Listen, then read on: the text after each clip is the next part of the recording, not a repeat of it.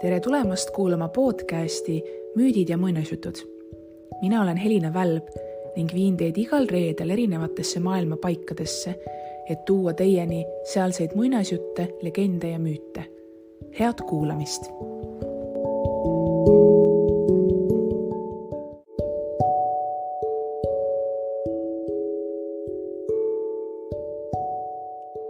Täna loen sulle ette 3 peatükki maailmakuulsast teosest Don Quixote, mille täielik pealkiri Cervantese poolt oli Teravmeelne Hidalgo Don Quixote La Manchast. Mina aga jutustan natukene sellise lihtsama ja kuulatavama versiooni sellest loost või selle loo algusest siis õigupoolest. Muideks, kes ei teadnud, siis Miguel de Cervantese romaan on tegelikult piibli järel üks tõlgitumaid teoseid üleüldse. Ja eesti keelde on ta tõlgitud tegelikult alles möödunud sajandi alguses, 39. aastal, ja sellele siis 47. järgnes teine osa, et tõlgiti alguses esimene osa ja siis raamatu teine osa. Tegelikult Don Quixote avaldati 17. sajandi alguses, esimene osa sellest 1605.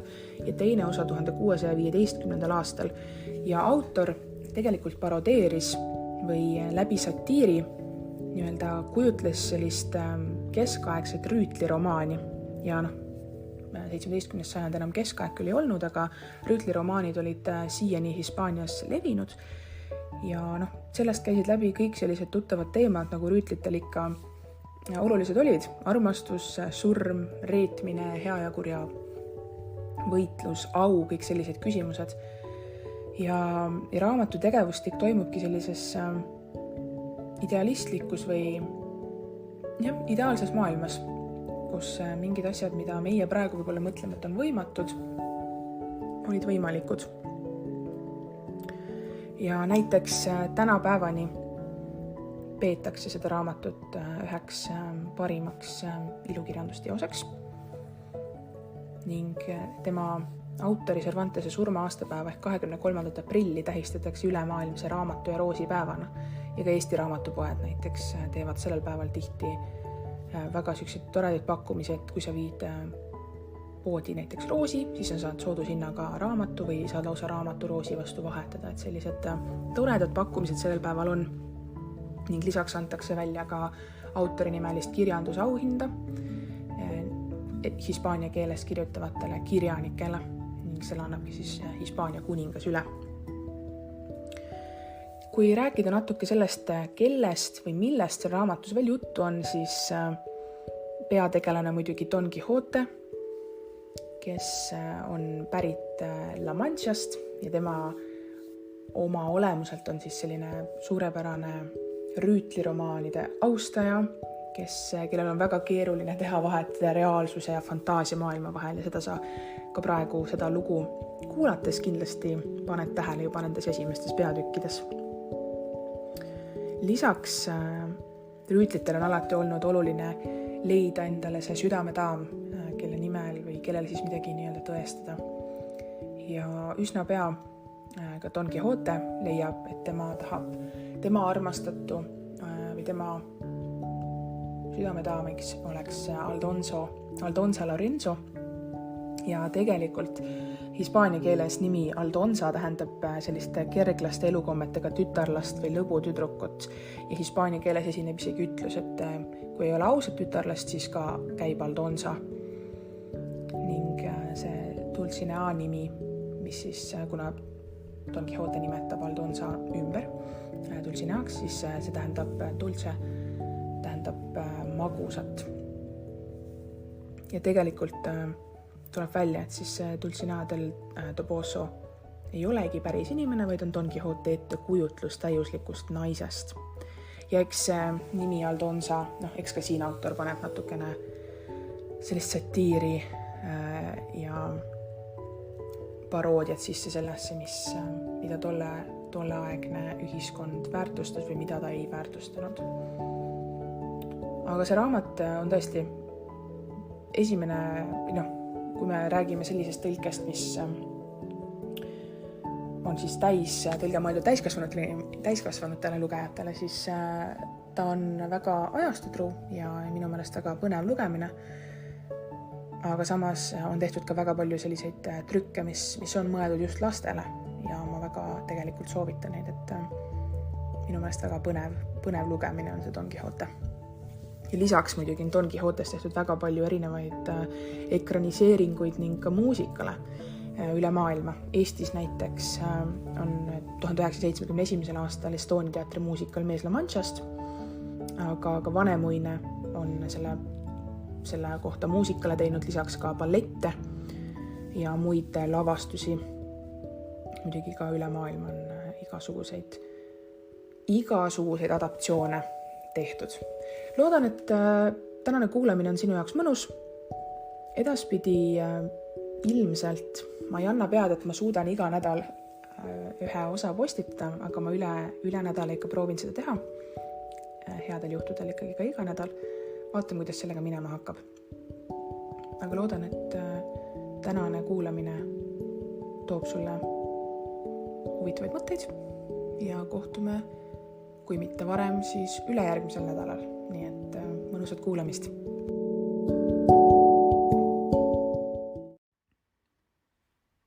Don Quixote hakkab rändrüütliks. Ühes La Mancha külas Hispaanias elas mõisnik nimega Quixada. Ta ei olnud jõukas mees ja elas väga lihtsat elu. Ta oli kõrget kasvu, tugeva kehaehitusega ning pika kitsa näoga. Ja nooremas eas oli ta olnud suur jahisõber. Enamasti kandis ta ikka kodukootud ülikonda, kuid erilistel puhkudel rõivastus ta toredast riidest vammusesse, mille juurde kuulusid sametpüksid ning ilusad kingad. Tema juures elasid ta õetütar, kes ei olnud veel 20 aastanegi ja ta elatanud majapidajanna. Majas elas ka veel keegi noormees, kes tegi põllu ja koduseid töid, oskas saduldada hobust ja käsitseda sirpi. Suurem osa ajast veetis Quixada raamatuid lugedes, milles oli juttu rüütlist ja lahinguist, härrasmeestest, daamidest ja nõidustest, kuni ta viimaks unustas kõik muu ja suure hulga oma põldudest ära müüs, et osta veelgi rohkem raamatuid. Terved päevad ja ööd istus ta raamatute taga ja ta meelt täitsid veel ainult veidrad kujutlused, nii et ta elas nagu unelmate maailmas. Sageli kujutles ta, et on mõni kuningas või suur sangar, ja ta hüppas siis toolilt püsti ning haaras oma mõõga, nagu tahaks ta sellega mõnd nähtamatut vaenlast rünnata. Viimaks otsustas ta minna laia maailma seiklusi otsima, et vabastada vangistatud printsesse ja teha vapraid vägitegusid, et saada kuulsaks nagu rüütlid muistsel ajal. Kõigepealt ostis ta kokku vanu roostetanud sõjarelvi, mis olid kuulunud ta esiisadele ja hulk aastaid vedelenud kuskil kolikambris. Neid relvi ta puhastas ja parandas nii hästi kui suutis. Kiivrist oli alles jäänud vaid pealmine osa, kuna puudus täielikult nägu kattev visiir. Ta valmistas siis papist säärase visiiri ja kinnitas selle kiivri põhja külge, nii et see sai tõelise võitluskiivri sarnaseks. Et proovida visiiri tugevust, lõi ta sellele mõõgaga 2 korda tugevasti pihta. Kuid häda, kogu tema nädalane töö ja vaev purunes mõõgalöökide all. Niisiis pidi ta uue visiiri valmistama, mille kinnitas seestpoolt raudvitstega. Olles nüüd päris veendunud, et ta toreda kiivri on saanud, kuigi ta selle tugevust enam teist korda mõõgaga proovida ei julgenud. Siis vajas ta lahinguratsut ja ta läks talli oma hobust vaatama. See oli vilets etukas, lausa luu ja nahk, kuid Quixada silmis näis ta toredam kui ükski teine ratsu maakeral. Tervelt 4 päeva mõtiskles ta, milline uhke nimi oma hobusele anda. Ja lõpuks otsustas ta hobust hüüda Rosinanteks. See tehtud, kulus tal veel 8 päeva, et iseendale tähtsa kõlaga nime leiutada. Viimaks valis ta endale nimeks Don Quixote La Manchast, olles ise päris kindel, et see nimi nii temale kui ta sünnipaigale suurt kuulsust pidi tooma. Nüüd jäi tal veel ainult valida sobiv daam, kellele ta oma armastuse võiks kinkida. Sest ta ütles, rüütel ilma südame daamita on nagu puulehtedeta. Ja kui peaksin kohtama mõnd võimsat hiiglast, kelle ma ära võidaksin, peab mul ometi olema oma südamedaam, kellele hiiglane kingiks saata. Siis astuks hiiglane kauni daami ette, põlvitaks ja lausuks alandlikult. Armuline käskijanna, mina olen hiiglane, Karakuli Ambro, Malindraania saare valitseja, kelle vapper rüütel Don Quixote La Manchast võitis 2 võitluses. Tema käsul esitan ma end teie kõrge aususele, et teie minuga toimiksite oma heaks arvamise kohaselt. See suurepärane kõne meeldis väga meie rüütlile ja ta oli veelgi rõõmsam, kui ta enesele ka ära valitud südamedaami leidis. See oli talutüdruk naaberkülast Tobosost, keda hüüti Aldonza Lorenzoks. Kunagi oli Don Quixote temasse armunud olnud, kuigi ta neiule sellest iialgi sõna polnud öelnud. Nüüd siis otsustas ta Aldonza Lorenzo valida oma südamedaamiks. Et aga kõik uskusid, et tüdruk, kellest meie rüütel räägib, on printsess või vähemalt mõni kõrgest soost daam, seepärast nimetas ta neiut Dulcineaks Tobosost. Kõik ettevalmistused olid nüüd tehtud ja meie rüütel ei viivitanud kauem. Ühel varajasel hommikul seadis ta end pealaast jalatalani relvadesse, istus Rosinante selga, võttis kätte piigi ja kilbi ja ratsutas õue tagavärava kaudu minema, ilma et keegi teda oleks märganud. Nii jõudis ta varsti lagedale väljale ja oli südamest rõõmus, et võis nüüd vastu minna oma esimesele suurele seiklusele. Don Quixote esimene juhtumus.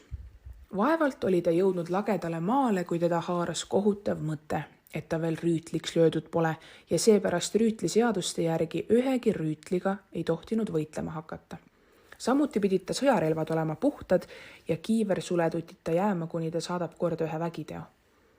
Need mõtted vaevasid teda nii, et ta peaaegu oleks koju tagasi pöördunud, kuid siis ta otsustas paluda esimest maanteel vastu tulevat rüütlit, et see teda rüütliks lööks, nagu seda varematelgi aegadel kangelased olid teinud. Ja mis puutus relvadesse, siis tahtis ta neid veel nühkida, kuni nad puhtusest läigiksid. Kui ta end sel viisil oli rahustanud, sõitis ta edasi, kusjuures ta nagu tõeline rüütel kunagi oma ratsul laskis minna, kuhu see aga ise tahtis. Kogu selle päeva rändas ta edasi, ilma et tal oleks midagi juhtunud. Ja kui saabus õhtu, olid mõlemad, nii tema kui ta ratsu näljast ja väsimusest peaaegu ümber kukkumas. Don Quixote vaatas ringi, lootuses näha mõnd lossi või vähemalt karjase onni, kust võiks leida toidupoolist ja ulualust. Tee äärest pisut eemal asetses väike kõrts. Selle lävel seisid 2 noort tüdrukut, kes läbisõidul Sevillasse olid oma eesliajajatega jäänud kõrtsi öömajale. Kõik aga, mida meie rüütel enda ees nägi, muutus tema silmis raamatust loetud kujutlusiks. Niisiis näis talle kõrts toreda lossina, millel oli 4 torni, hõbedased kaitsemüürid, tõstesild ja vallikraav. Juhtus, et parajasti sel silmapilgul seakarjus sarve puhuma hakkas, et oma sigu põllult kokku kutsuda. Kohe arvas Don Quixote, et see on kääbus müüril, kes oma rahvale pasunahüüdega teatab rüütli tulekust. Mõlemad noored tüdrukud aga kohkusid väga, kui nad silmasid imeliku piigi ja kilbiga relvastatud meest ja pöördusid kannal ringi, et kõrtsi peitu joosta. Kuid Don Quixote, kes nägi nende hirmu, kergitas papist visiiri näolt, näidates neile oma kõhna tolmunud nägu ja lausus: ärge põgenege mu aulikud daamid, ärge kartke mind, sest rüütlina ei tee ma kellelegi vähimatki paha, ammugi mitte säärastele suursugustele daamidele, nagu seda olete teie. Noored neiud pöördusid uuesti teda vaatama ja meie rüütli veidraid sõnu kuuldes pahvatasid nad südamlikult naerma. Selle üle vihastusega Don Quixote hakkas neid valjult noomima, mis peale tüdrukud veelgi enam naersid. Samal hetkel ilmus uksele kõrtsipidaja. See oli paks, heasüdamlik ja rahuarmastaja mees. Seepärast ta ütles viisakalt: kui teie kõrgeaulik rüütliisand peaksite soovima ulualust, siis leiate siit kõrtsist kõik, mida vajate. Ainult voodit ei saa ma teile anda, sest seda mul kahjuks ei ole. Don Quixote aga pidas kõrtsmiku lossi isandaks ja vastas: kõrgeaulik lossihärra, lepin meeleldi kõigega, sest ainult relvad on mu rõõm ja lahinguväli mu õige ase.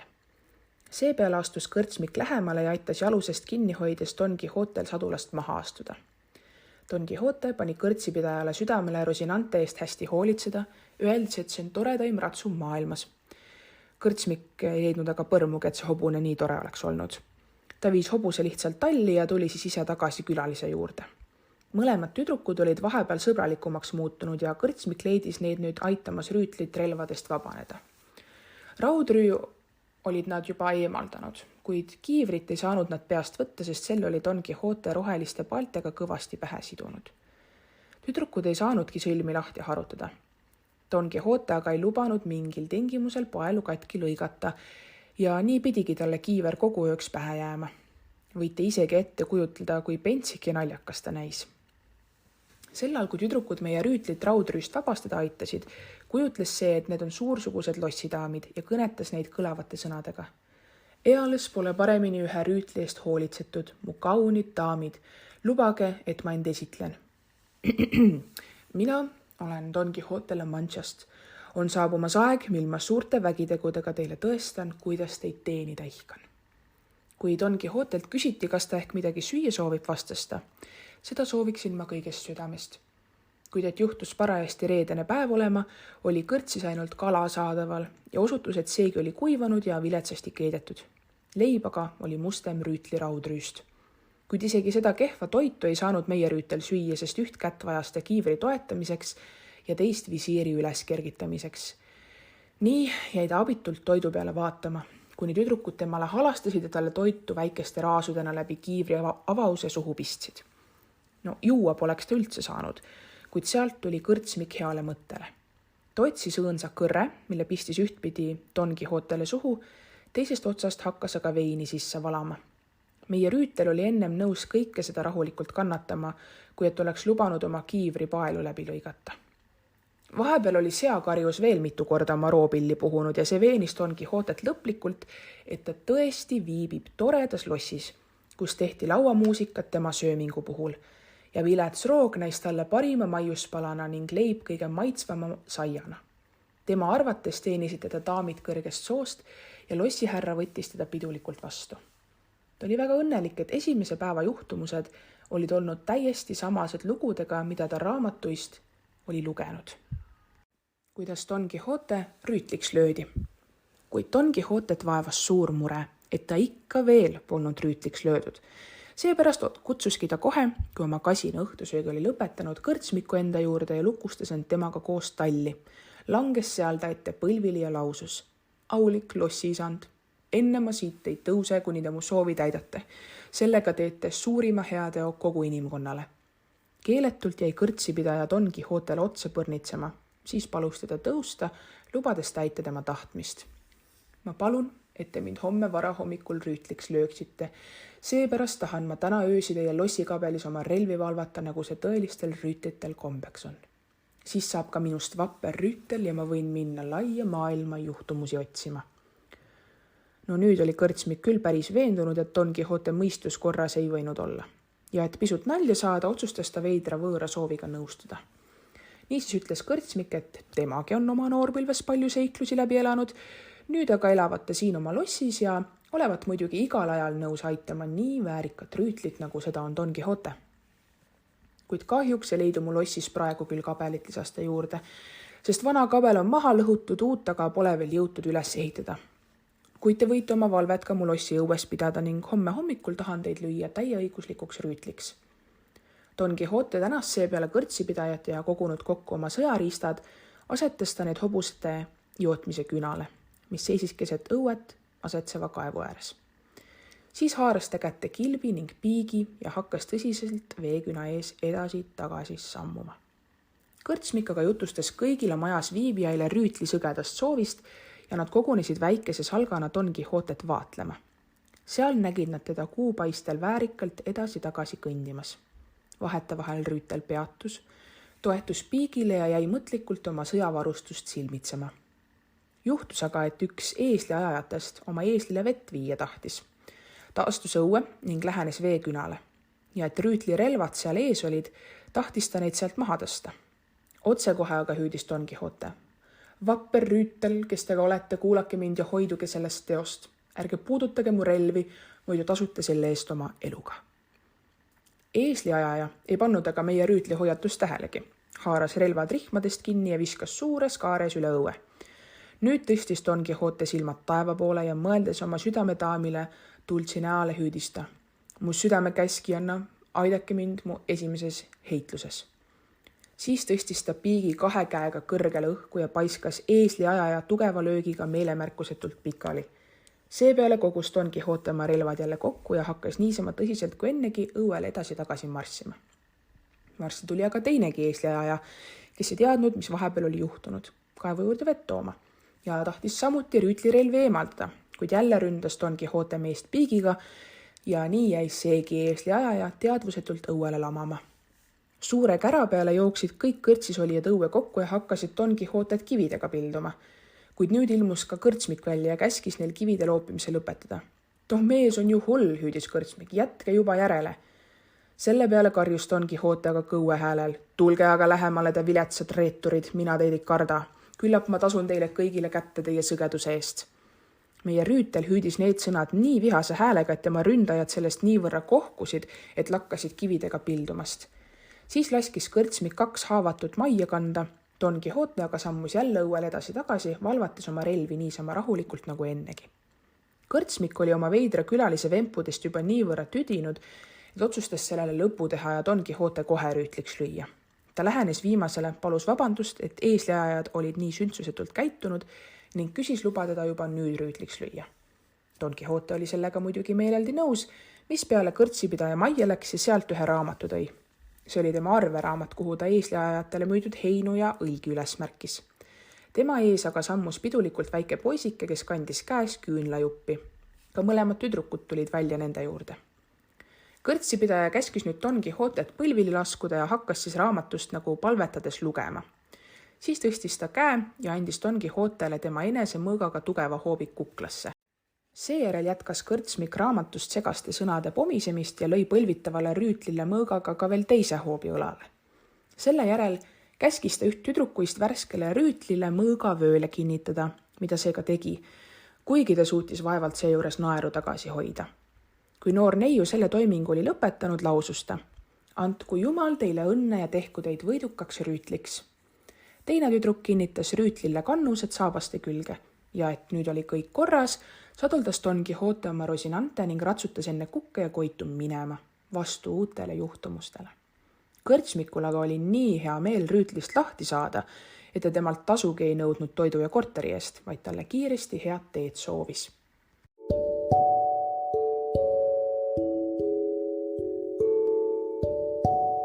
Aitäh, et kuulasid podcasti Müüdid ja muinasjutud. Kohtume juba järgmisel reedel. Kuulmiseni!